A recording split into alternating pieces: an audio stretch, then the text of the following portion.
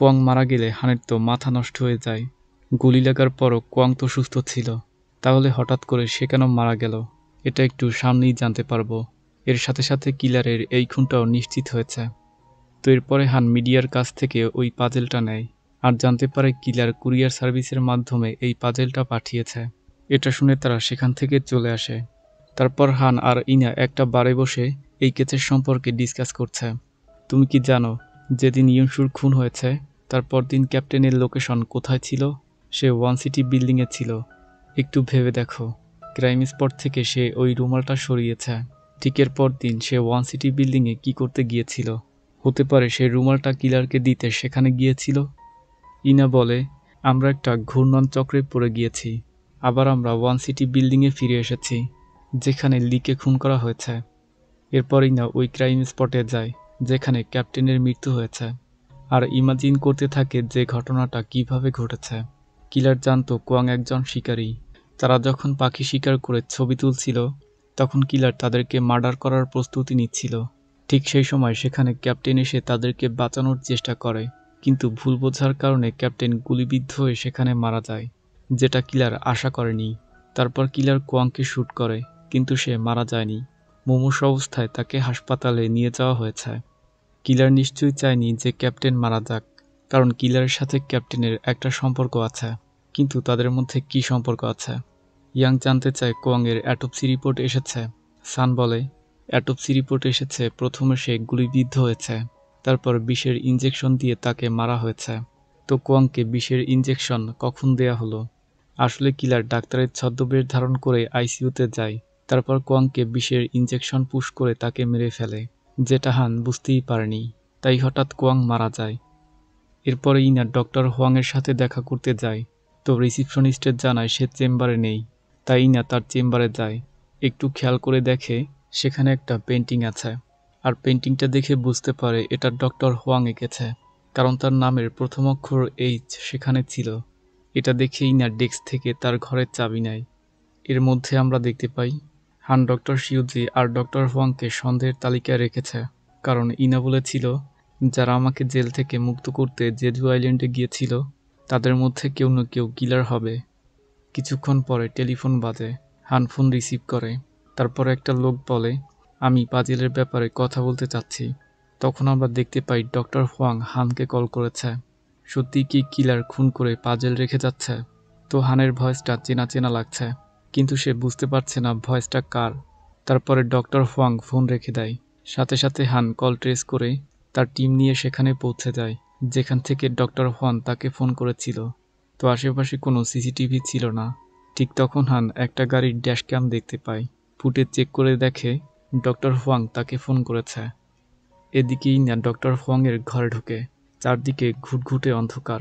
Dim light জ্বালিয়ে দেখে তার ঘরে অনেক পেন্টিং ছড়িয়ে ছিটিয়ে আছে, আর প্রত্যেকটা পেন্টিংয়ের নিচে এইচ অর্থাৎ ডক্টর হোয়াংয়ের সিক্রেট স্বাক্ষর আছে।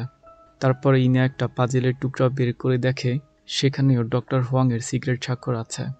তো এখন এটা স্পষ্ট যে এই পাজেলগুলো ডক্টর হোয়াং এঁকেছে। তো ইনা কল করে এই ঘটনাটা হানকে বলে, আর সব কিছু শুনে হান বলে, সে একটু আগে আমাকে ফোন করে পাজেলের কথা জিজ্ঞাসা করেছে।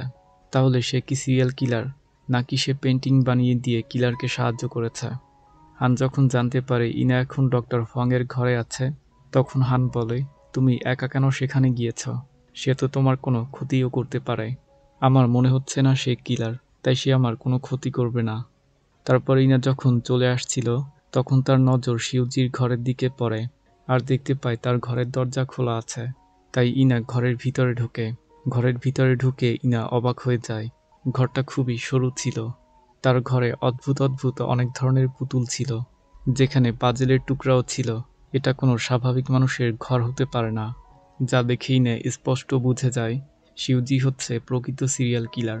আর সবচেয়ে বড় কথা হচ্ছে সিরিয়াল কিলার একজন মেয়ে। তারপরেই না সেখানে আরেকটা পাজেলের টুকরা পায়। খাম খুলে দেখে এবারের পাজেলে একটা জোকার চেয়ারে বসে আছে। দৃশ্য পরিবর্তন হয়। ডক্টর হোয়াংকে অ্যারেস্ট করা হয়েছে। এটা প্রায় 10 বছর আগের কথা। শিউজি আমাকে তার জন্য একটা পাজেল পিস আঁকতে বলে। এটা শুধু একটা চিত্রণ ছিল, কিন্তু আমি বিশ্বাস করতে পারছি না শিউজি কাউকে খুন করতে পারে। তারপর সেখানে ইনা আসে আর তাকে জিজ্ঞাসা করে এই পাজেলটার মানে কি। এই পাজেলটার দ্বারা কি বোঝাতে চাইছে এটা আমি জানি না। সে শুধু আমাকে এগুলো আঁকতে বলেছে, তাই আমি তাকে এগুলো এঁকে দিয়েছি। এরপরে সবাই শিউজিকে খুঁজতে থাকে, কিন্তু তাকে কোথাও খুঁজে পাওয়া যায় না। ঠিক সেই সময় পুলিশ চিফ এসে বলে, এই শহরটা নিরাপত্তা ক্যামেরা দিয়ে ঢাকা, তাই কেন তোমরা এখন পর্যন্ত তাকে ধরতে পারছো না? সে কাউকে খুন করবে, তারপর তোমরা তাকে ধরবে? ঠিক সেই সময় অফিসের সমস্ত টেলিফোন বাজতে শুরু করে। ইয়াং জানতে পারে কিম নামের একজন ব্যক্তিকে কিডন্যাপ করা হয়েছে। সে একজন ল্যান্ড ট্রান্সপোর্ট মিনিস্টার ছিল। হঠাৎ করে তার মিসিং হওয়াটা কোনো স্বাভাবিক ঘটনা নয়। এদিকে আবার একটা নতুন পাজেলও পাওয়া গিয়েছে। তাহলে ব্যাপারটা কোথায় গিয়ে দাঁড়ালো? শিউজি কি তাকে কিডন্যাপ করেছে? তো এটা জানতে আবার ডক্টর হোয়াংকে জিজ্ঞাসাবাদ করা হয়। তখনও ডক্টর একই কথা বলছে, সে শুধু ওই পাজেলগুলো এঁকেছে, তাছাড়া সে এর সম্পর্কে তেমন কিছুই জানে না। ইনা বলে, তোমরা দুজন এত বছর ধরে একসাথে থাকছ, তারপরও তুমি তার সম্পর্কে কিছুই জানো না? সত্যি বলছি, আমি তার সম্পর্কে কিছুই জানি না। আপনি পুলিশ অফিসার নামনারিকে চেনেন? সে আমাদের পেশেন্ট।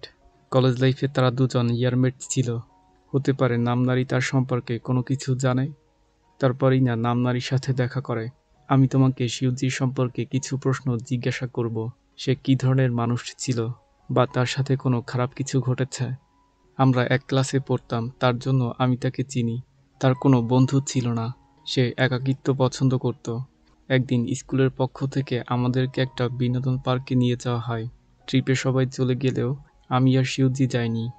আমি ভেবেছিলাম সে স্টাডি করার জন্য পার্কে যায়নি, কিন্তু তখন সে বলেছিল তার পার্কে যাওয়া একদমই ভালো লাগে না, কারণ তার বয়স যখন 7 বছর ছিল তখন তার মা তাকে ওই পার্কে ছেড়ে চলে গিয়েছে। এরপর থেকে সে এতিমখানাতে বড় হয়েছে। যা শুনে আমি বলেছিলাম, তুমি যদি আবার ওই পার্কে যাও তাহলে হতে পারে তোমার মায়ের সাথে আবার দেখা হবে। আমি যদি আমার মাকে খুঁজে পাই তাহলে তাকে আমি মেরে ফেলবো, কারণ সে আমাকে ছোটবেলাতে ছেড়ে চলে গিয়েছে। তো এরপরে ইনা এই সব কিছু হানকে বলে যে এই ঘটনা ঘটেছে। যা শুনে হান বলে, ক্যাপ্টেন আর শিউজি কি একই এতিমখানাতে বড় হয়েছে? ইনা ওই এতিমখানায় যে শিউজির সম্পর্কে তথ্য বের করার চেষ্টা করে, কিন্তু সেখানে তার সম্পর্কে কোনো তথ্য পায় না। তবে যখন এটা খোঁজ করা হয় পার্ক থেকে হারিয়ে যাওয়ার পর এখানে কোনো বাচ্চাকে আনা হয়েছে কিনা, তখন তারা একটা বাচ্চার ছবি দেখতে পায়। তো তার নাম হচ্ছে সিওল, আর এই মেয়েটাই হচ্ছে শিউজি। এটা তার ছোটবেলার ছবি। এদিকে হান ক্যাপ্টেনের বন্ধুর সাথে দেখা করে আর বলে ক্যাপ্টেন মারা গিয়েছে। তার শেষ কাজ কি শেষ হয়েছে? তার বডি এখনও মর্গে আছে। একদিন ক্যাপ্টেন আমাকে বলেছিল, যদি আমি মারা যাই তাহলে আমার শেষকৃত্য অনুষ্ঠান শীতকালে করবে না, বরং গ্রীষ্মকালে করবে, কারণ আমি শীতকাল ঘৃণা করি। শীতকালে আমার মা আমাকে ছেড়ে চলে গিয়েছে। আচ্ছা, এই মেয়েটা কি এই এতিমখানাতে বড় হয়েছে? আর তুমি তাকে চেনো? না, আমি তাকে চিনি না। ক্যাপ্টেন যাকে খুঁজে বেড়াচ্ছিল তার নাম কি শিউজি ছিল? তার নাম শিউজি ছিল। শিউজির মায়ের নাম হচ্ছে ডিনার। তার সিন্দুঙ্গা মার্কেটে একটা রেস্টুরেন্ট ছিল। তো সিন্দুঙ্গা কোনো ব্যক্তির নাম না, এটা একটা স্থানের নাম। পুলিশে যোগ দেওয়ার আগে ক্যাপ্টেন ওই রেস্টুরেন্টে কাজ করত, কিন্তু 20 বছর আগে সিন্দুঙ্গা মার্কেট ধ্বংস করে সেখানে ওয়ান সিটি বিল্ডিং বানানো হয়েছে। এরপরে আমাদেরকে 20 বছর আগের একটা ফ্ল্যাশব্যাক দেখানো হয়। বর্তমানে যেখানে ওয়ান সিটি বিল্ডিং আছে, 20 বছর আগে সেখানে সিন্দুঙ্গা মার্কেট ছিল। এরপরেই এই ড্রামাটার সমস্ত সিক্রেট রিভিল হয়। আসলে ইমসু সিন্দুঙ্গা মার্কেট ভেঙে ওয়ান সিটি বিল্ডিং মানে মেঘা প্রজেক্ট করতে চাইছিল, আর তার সহযোগী হিসাবে কাজ করছিল কাং। কাং গুন্ডা পান্ডা নিয়ে ওই জায়গা খালি করার চেষ্টা করছিল। কাং তার গার্লফ্রেন্ড লিকে শিউজির মায়ের কাছে পাঠায়। লি বলে, আপনি যদি এই হোটেলটা ছেড়ে দেন তাহলে তারা আপনাকে মোটা অঙ্কের টাকা দিবে, আর ওয়ান সিটি বিল্ডিংয়ে থাকার জন্য একটা এক্সপেন্সিভ অ্যাপার্টমেন্টও দিবে। কিন্তু ডিনার তাদের অফারে রাজি হয় না। আমার তোমাদের টাকার দরকার নেই। আমার মেয়েকে খুঁজে বের করতে আমাকে এই হোটেলটা চালু রাখতে হবে। যতদিন না পর্যন্ত আমি আমার মেয়েকে খুঁজে পাচ্ছি ততদিন আমি এই হোটেলটা চালু রাখব। আসলে শিউজির মা তাকে ছেড়ে যায়নি, বরং পার্কে গিয়ে শিউজি হারিয়ে গিয়েছে। তারপর সে এতিমখানাতে বড় হয়েছে। সেই থেকে মা ও মেয়ে একে অপরকে খুঁজে বেড়াচ্ছে। হোটেল দিতে রাজি না হওয়ায় লি সেখান থেকে চলে আসে। ওই মহিলা কি বলেছে? সে বলেছে হোটেল কিছুতেই বিক্রি করবে না। তো তারা রাজি না হওয়ায় ওয়ান সিটি বিল্ডিংয়ের প্রজেক্ট আটকে আছে। এই খবর শুনে ইয়ুনসু রেগে যায় আর কাংকে বলে, তোমার যা যা করা দরকার তা করো, কিন্তু আজকের মধ্যে ওই জায়গা খালি করো। এরপরে কাং গুন্ডা পান্ডা নিয়ে ওই মার্কেটে অ্যাটাক করে, যাতে দুই গ্রুপের মধ্যে তুমুল মারপিট হয়। কিন্তু সাধারণ জনতা তাদের সাথে পেরে ওঠে না। যারা তাদেরকে বাধা দিচ্ছিল, কাংয়ের লোক তাদেরকে ব্যাপক মারছিল। তারপরে সমস্ত মার্কেটে আগুন লাগিয়ে দেওয়া হয়। কাং ডিনারকে জানে মারার চেষ্টা করে আর বলে, শুধু তোর কারণে আমাদেরকে এগুলো করা লাগছে। ঠিক ওই সময় একদল পুলিশ বাহিনী বাইরে দাঁড়িয়েছিল।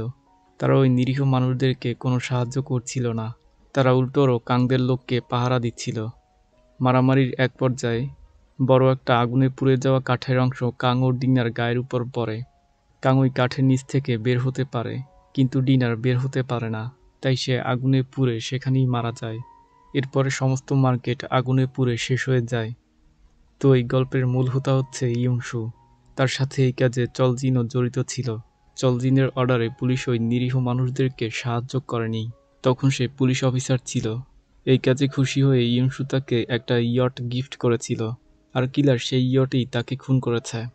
ল্যান্ড মিনিস্টার কিম, সেও এই কাজে জড়িত ছিল, আর তাকে কিলার এই এপিসোডে কিডন্যাপ করেছে। এখন আর একটা টুইস্টে রিভিল করি, সেটা হচ্ছে এই সমস্ত 2 নম্বরই কাজের মূল বুদ্ধিদাতা ছিল ডংহুন, মানে ইনার চাচার। সে কোনো ভালো পুলিশ অফিসার ছিল না। তার আইডিয়ার জন্যই তাকে ওই বাড়িটা গিফট করা হয়েছে, যেখানে কিলার তাকে খুন করেছে। এর পাশাপাশি ওয়ান সিটি বিল্ডিংয়ে তাকে একটা অ্যাপার্টমেন্টও দেওয়া হয়েছে, যেটা ইনার নামে আছে। কোয়াং সেই সময় অনেক বড় প্রসিকিউটর ছিল, তাই সে এই কেসটা তাড়াতাড়ি বন্ধ করতে ইয়ুনসুকে সাহায্য করেছে। আর সাংবাদিক হিউন পুরো ব্যাপারটাকে একটা দুর্ঘটনা বলে তার সংবাদপত্রে প্রচার করেছে। তার জন্য সত্যিটা কখনো সাধারণ মানুষের সামনে আসেনি। এর জন্যই ক্যাপ্টেন প্রেস কনফারেন্স আয়োজন করার কথা বলছিল। এখন মোট কথা হচ্ছে, এই কাজের সাথে যারা যারা জড়িত ছিল, মা হত্যার প্রতিশোধ নিতে কিলার তাদেরকে একে একে খুন করেছে। তো সত্যিটা জানার পরে ইনার অনেক মন খারাপ হয়, কারণ সে তার চাচাকে একজন সৎ পুলিশ অফিসার ভেবেছিল, কিন্তু সে সৎ না, বরং অসৎ। তো তারপরে ইনা বাড়িতে আসে। তখন হঠাৎ করে শিউজি ইনাকে পিছন থেকে ডাক দেয় আর বলে, পিছনে তাকাও। ইনা পিছনে তাকাতেই এই এপিসোড এখানে শেষ হয়ে যায়।